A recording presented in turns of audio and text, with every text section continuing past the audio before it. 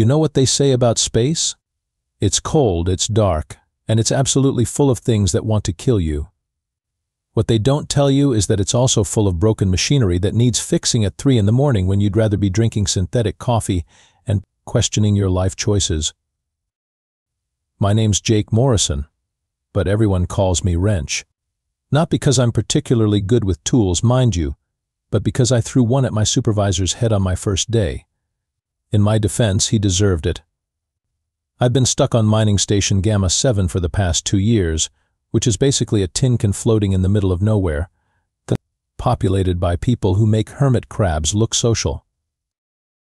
So there I was, knee-deep in the guts of Atmospheric Processor Unit 12, which had decided to go on strike in the coldest sector of the station. Because of course it did. The temperature reading on my suit showed -40 Celsius, and that was the warm spot. My breath was fogging up my helmet visor, and I was starting to lose feeling in my fingers despite the heated gloves. "Stupid piece of junk," I muttered, wrestling with a frozen coupling that had apparently decided to become one with the pipe it was supposed to connect to. 23rd century technology, they said. Self-maintaining systems, they said. What they didn't say was that it would break down every 5 minutes and require a human to crawl into a freezer to fix it. That's when I heard it. A sound that definitely wasn't supposed to be coming from inside an atmospheric processor. It was faint, almost like a whimper, but in space you learn to pay attention to sounds that shouldn't exist. They usually mean something's about to go very wrong very quickly. I followed the sound deeper into the maintenance crawlway, past pipes that were covered in enough ice to supply a small planet's worth of cocktails. The whimpering got louder, and I realized it was coming from a section of the processor that should have been completely sealed off. What the hell? I pried open a maintenance panel with my wrench, and that's when I saw them. 2 small, furry creatures huddled together in what looked like a makeshift nest made of shredded insulation and torn fabric. They were maybe the size of house cats, covered in pale blue fur that was currently decorated with frost crystals. Their eyes were closed, and they weren't moving. My first thought was annoyance, because of course my day wasn't complicated enough without having to deal with space stowaways. My second thought was that they were probably dead, which would mean I'd have to file a report. And I hate paperwork almost as much as I hate fixing things in sub-zero temperatures. But then one of them moved. Just a little twitch, but enough to tell me they were still alive. Barely. Meant. "Oh, come on," I said to the universe in general. "Really? You're going to dump frozen alien kittens on me now? What's next? A broken replicator that only makes Brussels sprouts." I stared at the 2 little creatures for a full minute, trying to convince myself that this was not my problem. I was a mechanic, not a veterinarian. I fixed machines, not rescued alien wildlife. I had enough problems without adding 2 more to the list. The smaller one whimpered again, and I felt something in my chest that I'd spent years trying to ignore. It was the same feeling I'd had when I found my old cat, Rusty, abandoned in an alley back on Earth. The same feeling that had gotten me into trouble more times than I cared to count. "Damn it," I muttered, reaching for the creatures. This is exactly the kind of thing that's going to come back to bite me in the ass. But I picked them up anyway. Getting 2 frozen alien cubs back to my workshop without anyone noticing was like trying to smuggle a brass band through a library. My workshop was located in the maintenance section of the station, which meant it was usually deserted except for the occasional visit from Commander Briggs, who had the personality of a particularly unpleasant root canal. I set the cubs down on my workbench, which was probably the cleanest surface in the entire workshop. That's not saying much, considering the state of the rest of the place, but at least it wasn't covered in grease stains and empty coffee cups. "Okay, you 2, I said, adjusting the workshop's heater to maximum. "Let's see if we can get you defrosted without cooking you in the process." The warming process took about an hour, during which I tried to focus on the atmospheric processor repair I was supposed to be doing. It's hard to concentrate on pipe fittings when you've got 2 alien life forms slowly coming back to life on your workbench, but I managed to get the coupling unstuck through sheer force of will and a liberal application of thermal paste. The first sign that the cubs were fully thawed came when the smaller one opened its eyes. They were large, golden, and filled with the kind of intelligence that made me immediately uncomfortable. This wasn't some mindless space creature. This was something that could think, and that meant it could probably cause trouble. "Well, hello there," I said, trying to sound non-threatening. "Welcome to the absolute worst place in the galaxy to wake up." The cub tilted its head, studying me with those unsettling golden eyes. Then it opened its mouth and made a sound that was somewhere between a chirp and a whistle. It was actually kind of cute, which immediately made me suspicious. The second cub woke up a few minutes later, and I could tell right away that it had a different personality. Where the first one seemed curious and outgoing, this one was cautious, staying close to its companion and watching me with what I could only describe as strategic assessment. "Right," I said. "So we've got the troublemaker and the thinker. This is going to be fun."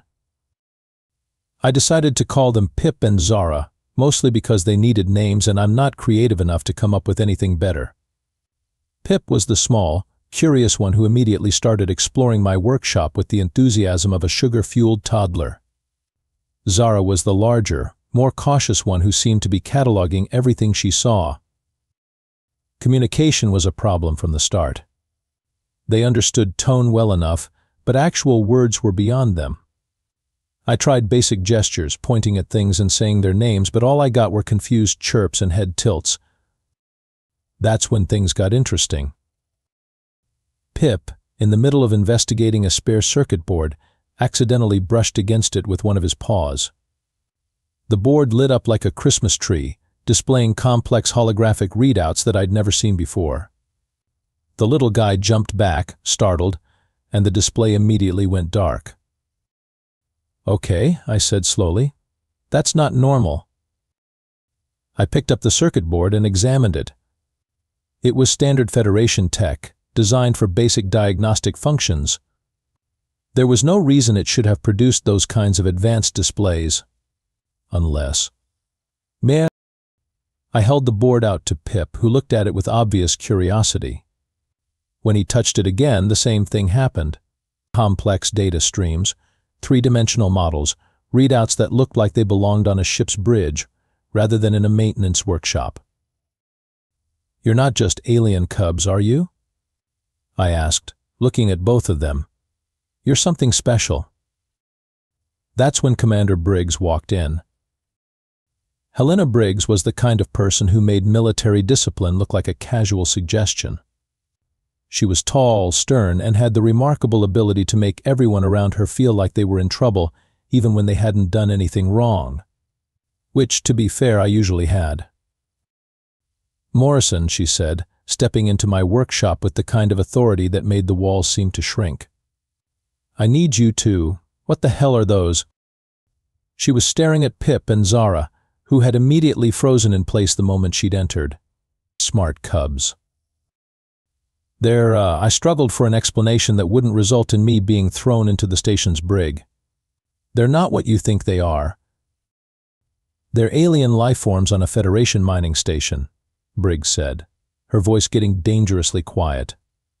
"That's exactly what I think they are." Pip chose that moment to chirp cheerfully and wave one of his paws at her. It was adorable, which somehow made the situation worse. "Morrison," Briggs continued, "you have exactly 10 seconds to explain why you've turned your workshop into an unauthorized alien daycare center, or I'm calling security." I looked at the cubs who were looking at me with those big golden eyes and made a decision that I knew I was going to regret. "They were going to die," I said. "I found them frozen in the atmospheric processor. What was I supposed to do? Leave them there?" Briggs stared at me for a long moment, and I could practically see the regulations handbook flipping through her mind. "You're going to be the death of me, Morrison," she said finally. "And probably yourself." Commander Briggs, despite being about as flexible as a titanium rod, agreed to give me 48 hours to figure out what Pip and Zara were before she had to report them to Federation Command. Her exact words were, "Fix this mess, Morrison, or I'll have you transferred to a waste processing station in the Outer Rim." I spent the first 6 hours trying to research what species they might be, which was like trying to find a specific grain of sand on a beach. The Federation database had records of thousands of alien species, but most of them looked nothing like my two fuzzy stowaways. The Cubs, meanwhile, were treating my workshop like their personal playground. Pip had figured out that he could activate almost any piece of technology just by touching it, and was having a grand time making my diagnostic equipment do things it was never designed to do. Zara was more methodical, carefully examining each tool and component like she was taking inventory. "You know," I said to them while recalibrating a scanner for the third time, "most people would consider you two a miracle of interspecies contact. Me? I'm starting to think you're going to get me fired." Pip chirped happily and somehow managed to activate my coffee maker using nothing but his paw. Fresh coffee started brewing, which was actually impressive since I'd been trying to fix that particular machine for weeks. "Okay, that's useful," I admitted. "But could you maybe not touch the plasma cutter? I'm fond of having all my limbs attached." The breakthrough came when I was trying to identify the metal fragments I'd found in their makeshift nest. The scanner results made me do a double take, then run the analysis 3 more times just to be sure. The fragments were composed of neodymium tritanium alloy, which was expensive enough to buy a small moon. But more importantly, the molecular structure was identical to metals used in high-end Nexari technology. The Nexari Empire. Even I'd heard of them, and I made it a point to avoid galactic politics. They were one of the major powers in this sector, known for their advanced technology and their tendency to solve diplomatic problems by making them disappear along with the diplomats. "Oh, this is bad," I muttered, staring at the scanner results. "This is really, really bad." I pulled up what little information I could find about the Nexari, and what I read made my stomach drop. They were a militaristic society that valued technological advancement above almost everything else. They were also known for their strict control over their territory and their resources, including, apparently, their citizens.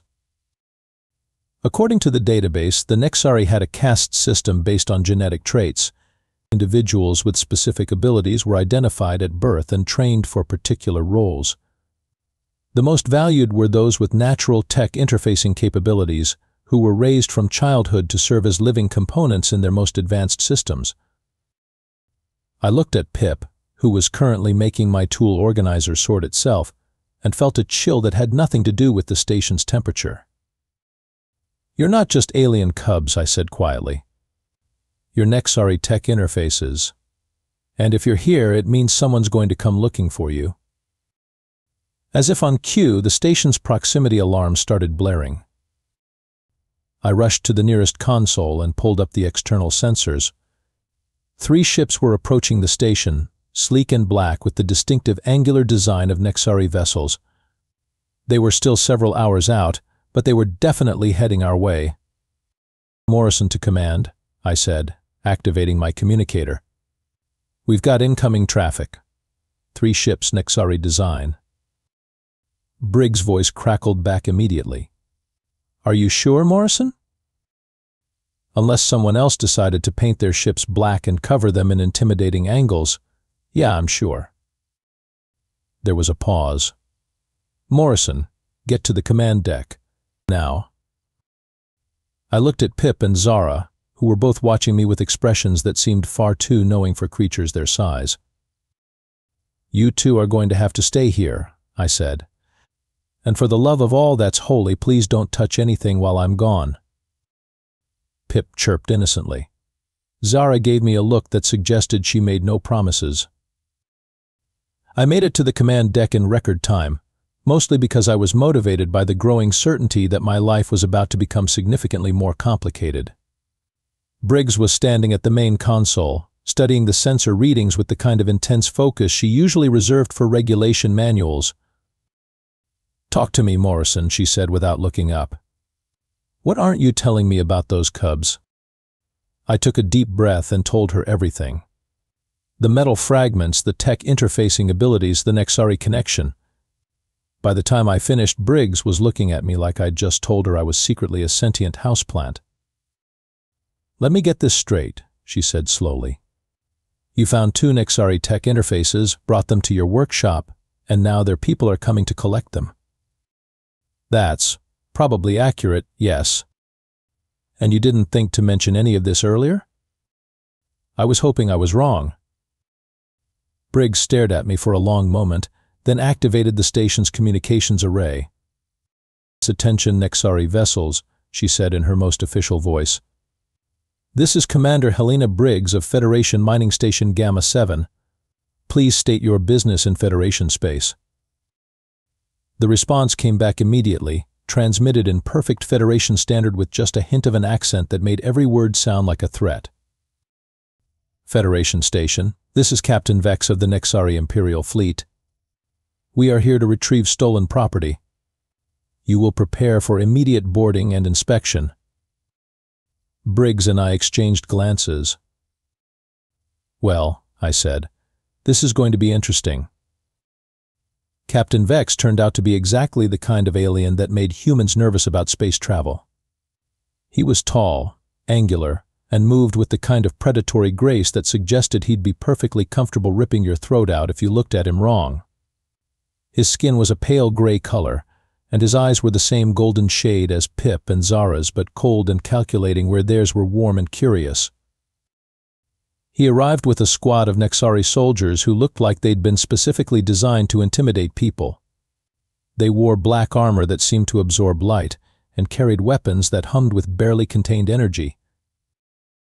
Commander Briggs, Vex said, his voice carrying the kind of authority that made it clear he was used to being obeyed. I trust you will cooperate with our investigation. Of course, Briggs replied, though I could see the muscle in her jaw twitching. Though I should point out that this is a Federation station operating under Federation law. Vex's expression didn't change, but somehow he managed to convey the impression that Federation law was about as relevant to him as the mating habits of space slugs. We are searching for 2 juvenile Nexari who were reported missing from one of our transport vessels, he continued. They are genetically valuable and must be returned to their proper handlers. I felt my hands clench into fists. Handlers? Vex looked at me for the first time, and I immediately understood why smaller species tended to avoid the Nexari. His gaze was like being examined by a particularly intelligent predator. You are the station's maintenance engineer, he said. It wasn't a question. That's right. Then you understand the importance of keeping valuable components in proper working order. The way he said components made my skin crawl. These aren't components, they're kids. They are purpose-bred genetic constructs designed for technological integration, Vex corrected. They belong to the Nexari Empire, and we will have them back. Over my dead body. The words were out of my mouth before I could stop them, and I immediately realized I'd just made a very bad situation significantly worse. Vex's soldiers shifted slightly, hands moving closer to their weapons. That can be arranged, Vex said calmly. Now wait just a minute, Briggs interjected, stepping between us. Let's all take a breath and discuss this rationally. Morrison, perhaps you could show Captain Vex to the individuals in question. I wanted to refuse, but the look in Briggs' eyes told me that this was not a request. We made our way to my workshop, Vex and his soldiers following like a particularly ominous parade. Pip and Zara were exactly where I'd left them, though they'd somehow managed to organize every tool in my workshop by size and function. They looked up when we entered, and I saw their expressions change immediately when they spotted Vex. It wasn't fear exactly. It was more like recognition combined with resignation, the way you might look at a dentist when you knew you needed a root canal. Designations 77 Alpha and 77 Beta, Vex said, his voice carrying a note of satisfaction. You will come with us now. Pip chirped once, a sound that was distinctly unhappy. Zara moved closer to her companion, and both of them looked at me with those big golden eyes. "They don't want to go," I said. "Their preferences are irrelevant," Vex replied. "They are property of the Nexari Empire. They're sentient beings. They are tools. Sophisticated tools, but tools nonetheless." That's when Pip did something that changed everything. He walked over to my workbench, placed his paw on my plasma cutter, and somehow managed to activate it without turning it on. Instead, he projected a holographic display that showed complex schematics and data streams. But it wasn't just any data. It was the complete technical specifications for the Nexari ships currently docked at our station. "How did you?" Vex started to say, then stopped. For the first time since he'd arrived, he looked genuinely surprised. Zara joined her companion, touching a different piece of equipment. More displays appeared, showing what looked like tactical assessments and system vulnerabilities. Between the two of them, they were providing a complete breakdown of Nexari technology. "They're not just tools," I said, staring at the displays.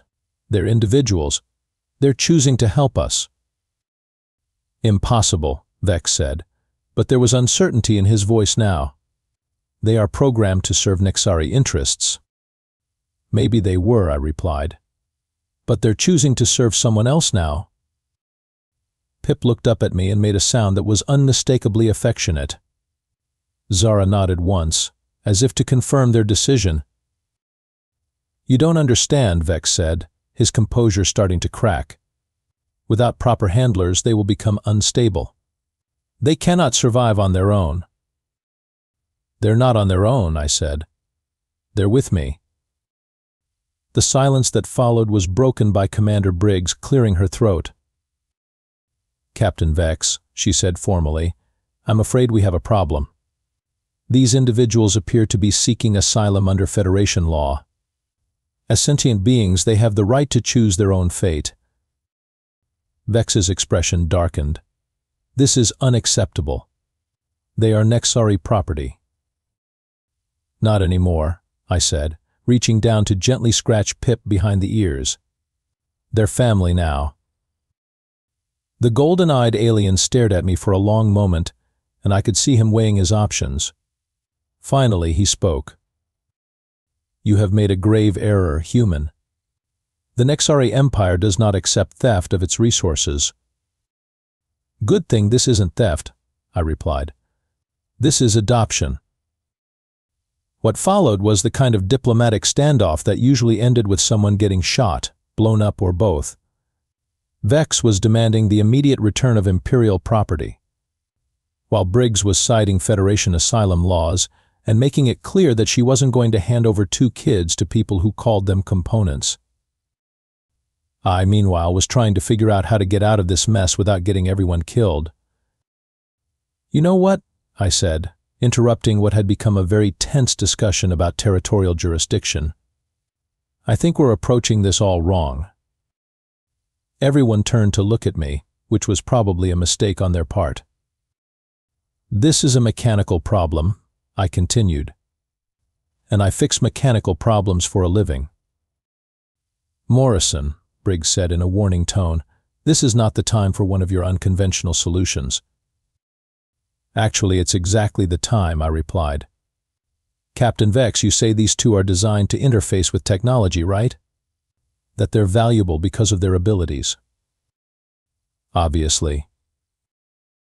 "And you're upset because you think someone stole them from you." "They were stolen." "But what if they weren't?" I asked. "What if they left on their own?" Vex's expression suggested he thought I was mentally deficient. "That is impossible. They are programmed for obedience." "Are they?" I walked over to my workbench and picked up a standard Federation data pad. "Pip, can you show the nice captain what you can do with this?" Pip chirped happily and touched the pad, but immediately it began displaying information that should have been impossible for a basic device to access. Ship registries, personnel files, tactical assessments, the kind of data that required high-level security clearance. That's Federation classified information, Briggs said, staring at the display. That's right, I said. Information that your people's programming should prevent them from accessing, Captain. If they were really just obedient tools, they wouldn't be able to override security protocols to help us. Vex was looking increasingly uncomfortable. This is unexpected. It's evolution, I said.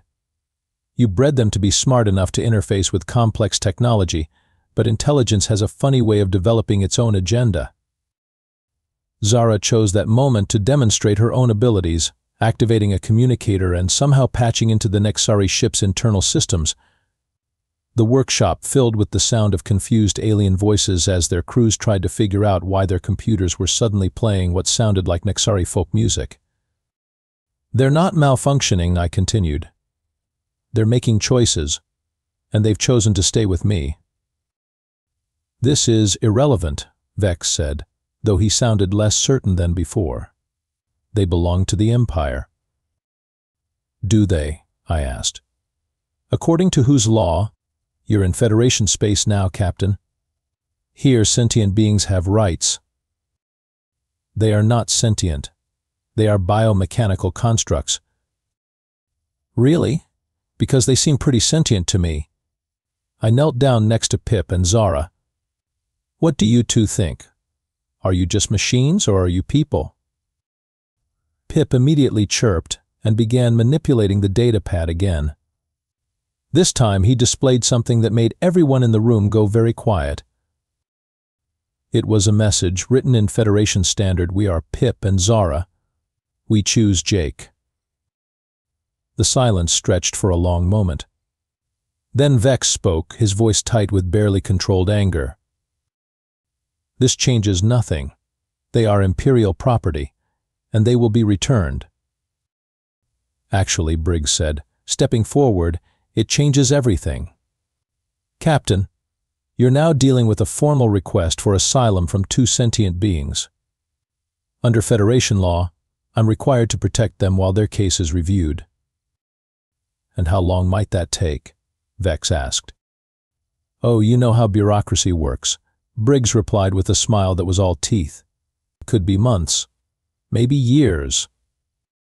Vex's composure finally cracked. This is unacceptable. The Empire will not tolerate this interference. Then the Empire is welcome to file a formal complaint with the Federation Council, Briggs said. In the meantime, these individuals are under Federation protection. You are making a mistake, Vex said, his voice dropping to a dangerous whisper. The Nexari Empire does not forget. We do not forgive. Neither do humans, I said, standing up. But we do adopt, and we protect our family. Pip and Zara moved closer to me, and I felt something I hadn't experienced in years. It was the feeling of being needed, of being responsible for someone other than myself. You cannot care for them properly, Vex said, making one last attempt. They require specialized handling. They require love, I replied, and maybe someone who sees them as people instead of property. The Nexari captain stared at me for a long moment, then at Pip and Zara, who were looking back at him with calm, determined expressions. This is not over, he said finally. I'm counting on it, I replied. Vex and his soldiers left the workshop, and I could hear them making their way back to their ships. A few minutes later, the proximity alarms indicated they were departing. Well, Briggs said, that was interesting. Interesting is one word for it, I replied, watching the Nexari ships disappear from the sensor display. I'm pretty sure I just started an interstellar incident. Probably, Briggs agreed. Any regrets? I looked down at Pip and Zara, who were looking up at me with those trusting golden eyes. Not a one. 3 months later, I was beginning to understand why most people don't adopt alien children on impulse. It's not that Pip and Zara were bad kids. They were actually remarkably well-behaved, considering they were from a species that viewed technology as a form of communication and had the combined curiosity of a dozen human toddlers. The problem was that they were also incredibly gifted at interfacing with technology in ways that made Federation engineers weep with joy and terror in equal measure. "Pip," I said, walking into my workshop to find him suspended upside down from the ceiling and somehow interfacing with the station's environmental systems through direct contact with the ventilation ducts. "What are you doing?" He chirped happily and projected a holographic display showing atmospheric readings for the entire station. Not just the basic stuff, but detailed analyses of air quality, humidity levels, and what appeared to be a complete molecular breakdown of every substance in the station's atmosphere. "That's actually pretty impressive," I admitted. "But could you maybe do it right side up? You're making me nervous." He dropped down with the kind of grace that suggested Nexari children were designed to be as acrobatic as they were intelligent. Zara looked up from the corner where she was apparently having a conversation with the station's main computer through a diagnostic port. "And what are you up to?" I asked her. She projected her own display, showing what looked like efficiency reports for every system on the station. According to her analysis, she'd identified 17 ways to improve operations and reduce power consumption by 30%. "You know," I said, "most kids your age would be playing with toys, not optimizing industrial systems." Both cubs looked at me with expressions that suggested they thought optimizing industrial systems was playing with toys. The integration hadn't been without its challenges. Commander Briggs had been forced to field daily inquiries from Federation Command about the Nexari situation, and there were ongoing diplomatic negotiations about the Cubs' legal status. The good news was that the Federation was treating them as asylum seekers rather than stolen property. The bad news was that this had made Mining Station Gamma 7 a focal point for interstellar politics. "Morrison," Briggs said, walking into the workshop with a data pad in her hand, "we need to talk." "What now?" I asked, though I was pretty sure I already knew. "Federation Command is sending a diplomatic team to evaluate the situation," she said. "They want to determine whether the Cubs can be integrated into Federation society or if they need to be relocated to a specialized facility." "A specialized facility," I repeated. "You mean a lab?" "I mean a place where they can receive proper care and education." "They're receiving proper care and education here." "Morrison, they're tech prodigies who can interface with systems that most Federation engineers can't even understand. They need specialized training." I looked at Pip and Zara, who were listening to our conversation with obvious interest. "What do you two think? Do you want to go to a special school?" Pip chirped once, which I'd learned meant no. Zara projected a simple holographic message, "Stay with Jake." "There's your answer," I said to Briggs. "It's not that simple," she replied. "The diplomatic team arrives tomorrow. They're going to want to see that the Cubs are being properly cared for." "They are being properly cared for." "Morrison, your idea of proper care is making sure they don't electrocute themselves on the diagnostic equipment." "And making sure they eat their vegetables," I added. "And teaching them to play poker." "You taught them to play poker?" "Zara's actually pretty good at it." "Pip cheats." Briggs stared at me for a long moment, then sighed. "The diplomatic team includes a child psychologist, a xenobiologist, and a representative from the Federation Council. They're going to want to see that the Cubs are developing properly." "Fine," I said, "but they're staying with me." "That's not up to you anymore, Morrison. It's up to the Federation." The next day, the diplomatic team arrived on a sleek Federation cruiser that made our mining station look like a rust bucket. I watched them dock from the observation deck, trying not to think about the fact that these people were here to decide the fate of my kids.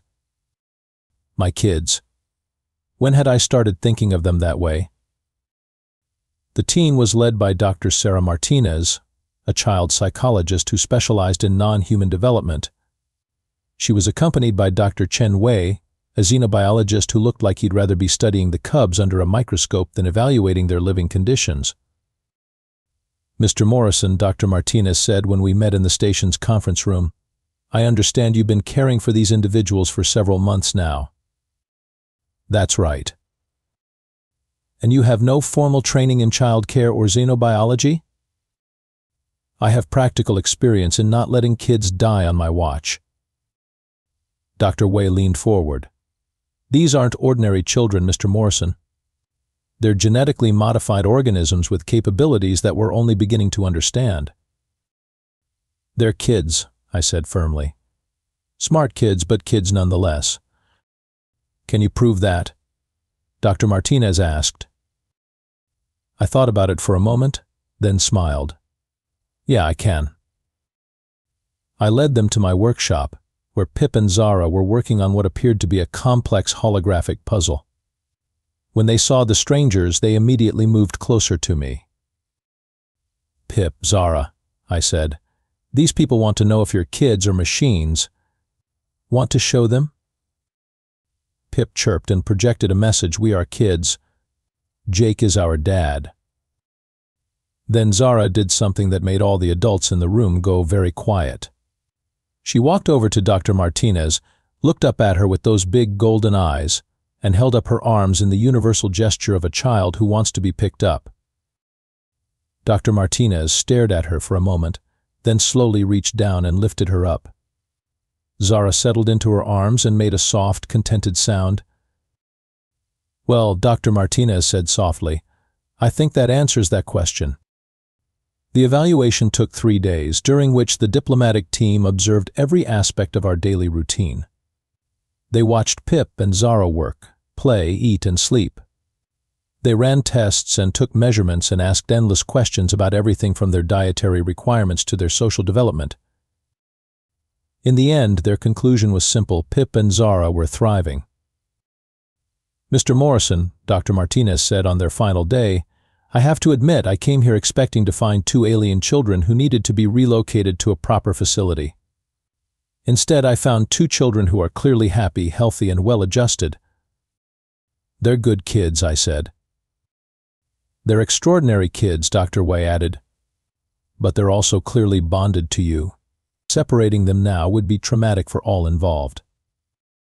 So what happens now? I asked. Now, Dr. Martinez said, we recommend that the Federation formally recognize your guardianship. There will be conditions, of course. Regular check-ins, educational requirements, that sort of thing. But Pip and Zara can stay with you. I felt a weight lift off my shoulders that I hadn't realized I'd been carrying. Thank you. Don't thank us yet, Dr. Wei said. You're about to become the galaxy's first officially recognized human guardian of Nexari children. That's going to come with responsibilities you can't imagine. I'll figure it out, I said, looking at Pip and Zara, who were happily building something that looked like a miniature starship out of spare parts. We'll figure it out together. 6 months later, Mining Station Gamma 7 had become something I never expected, a home. Not just for me and the Cubs, but for a growing number of aliens who were seeking asylum from various conflicts around the galaxy. The Federation had officially designated us as a diplomatic outpost, which meant we got better funding and more interesting problems to solve. Pip and Zara had become minor celebrities in the scientific community, not just for their abilities, but for their unique perspective on technology and society. They were regularly consulted on technical problems that had stumped Federation engineers for years, and their insights had led to breakthrough developments in everything from faster-than-light communication to more efficient life support systems. But to me, they were still just kids who needed someone to make sure they ate their vegetables and didn't stay up too late playing with quantum processors. Jake, Pip said one evening, projecting a holographic message while we were having dinner, why did you save us? It was a question I'd been expecting, but it still caught me off guard. I put down my fork and looked at both of them. Because you needed saving, I said simply. And because nobody else was going to do it. But why you? Zara asked, her message appearing alongside Pip's. You could have left us frozen. I thought about it for a moment. You know what the difference is between humans and most other species in the galaxy? They both looked at me expectantly. Most species see a problem and try to find someone else to solve it, I said. Humans see a problem and think, well, I guess I'm solving this now. Even when it's not your problem? Pip asked. Especially when it's not my problem, I replied. That's what makes us human. We adopt strays, we fix broken things, and we protect people who can't protect themselves. Even when it's inconvenient, expensive, or dangerous. And even when those people are alien children who can accidentally overload your power grid. Zara added with what I'd learned was her version of a grin. Especially then, I said. Commander Briggs chose that moment to walk into the dining area, carrying a data pad and wearing the expression that meant she had news I probably didn't want to hear. Morrison, she said, we've got a situation. What kind of situation? I asked, though I had a sinking feeling I already knew. The kind where Captain Vex is back and he's brought friends. I looked at Pip and Zara, who had both gone very still. How many friends? 12 ships, Briggs said, including what appears to be a Nexari dreadnought. Well, I said, standing up and reaching for my tool belt, I guess it's time for round 2. Pip chirped once and projected a message, we fight together. Zara nodded and added her own, family protects family. I looked at my alien children who were looking back at me with determined expressions and felt something I'd never experienced before. It was pride mixed with terror, love mixed with the absolute certainty that I was about to do something incredibly stupid. You know what, I said, checking my plasma cutter and making sure it was fully charged. I became a mechanic because I like fixing things, and it looks like I've got one more problem to solve. What's that? Briggs asked. How to explain to a Nexari dreadnought that nobody takes my kids without permission. I walked toward the docking bay, Pip and Zara following close behind, and couldn't help but smile. A year ago, I'd been a grumpy mechanic on a nowhere station, fixing atmospheric processors and trying to avoid human contact. Now, I was a grumpy mechanic on a nowhere station who happened to be the galaxy's most unlikely diplomatic figure, with 2 alien children who could interface with technology in ways that made military strategists wake up in cold sweats. And you know what? I wouldn't change a thing. After all, somebody had to show the galaxy that humans don't just fix broken machines. We fix broken systems, broken laws, and broken ideas about what family means. Even if it means standing up to an entire alien empire with nothing but a plasma cutter and a really bad attitude. Because that's what humans do. We see a problem, we adopt it, and we make it everyone else's problem until it gets solved. And sometimes, if we're really lucky, we end up with a family in the process.